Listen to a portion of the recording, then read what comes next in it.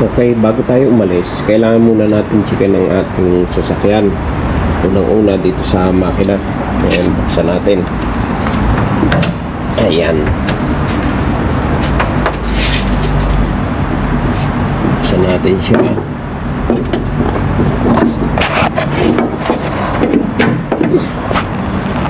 Ngayon, bago natin paandarin, checkin muna natin yung pinakang preno niya, yung fluid. Ayan siya, oh. So bali itong kanyang maximum, yung may gatla, pero andun pa yung fluid, so okay pa siya. Ngayon yung baterya, tingnan din natin at baka naglulus. Ito, tingnan din natin yung tubig ng radiator. Kailangan hindi mo pa pinaandar bago mo buksan to, kasi pag mainit may posibilidad na sumabog o tumalbog ang tubig na mainit, kaya kailangan hindi siya mainit. Yan, so meron pa naman siya, okay na naman siya, okay yan. Pangalawa, hindi natin itong itong kanyang power steering fluid. Ayan siya, oh, may minimum at saka maximum. Ayun yung fluid, so okay pa siya. Yan.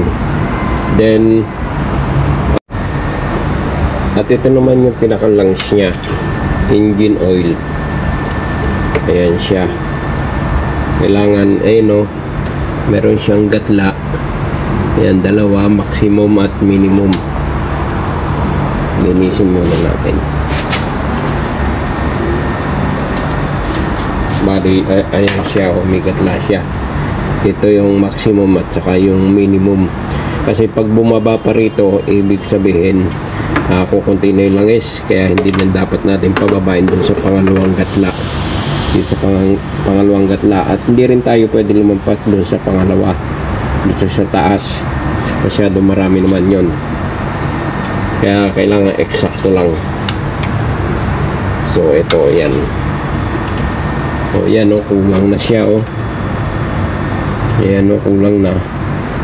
Saka medyo maitim na siya, kaya kailangan na nating mag change oil. Saka bukas change oil na natin to.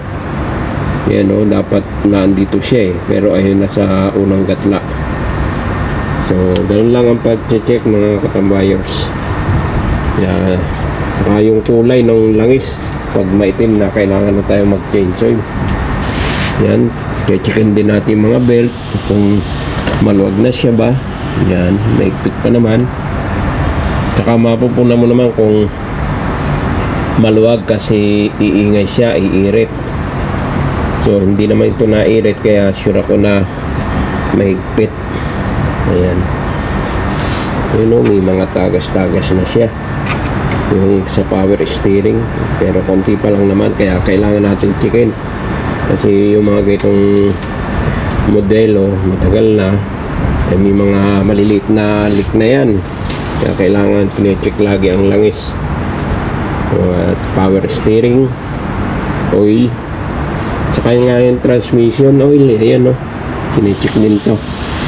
Ito nga pala, ayan.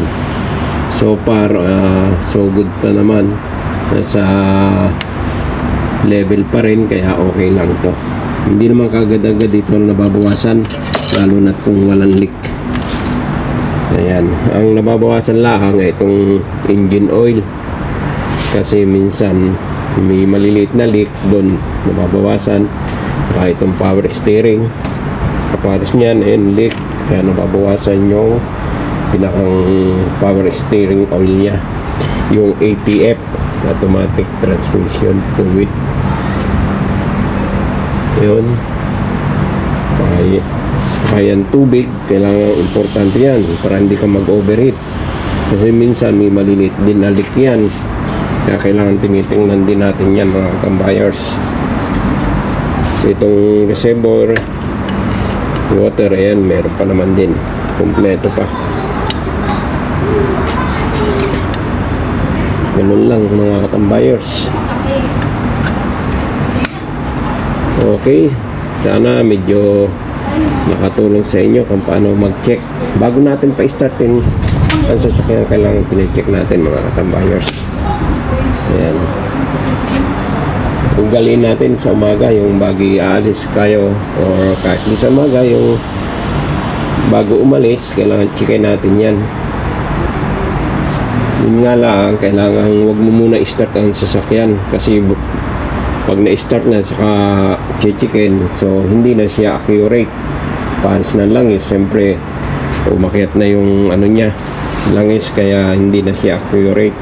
Saka kung pinaandar mo na saka mo bubuksan ito, eh aksidente ang aabutin. Okay mga katambayers, at bukas mag-change oil tayo. Thank you, maraming salamat sa inyong panonood.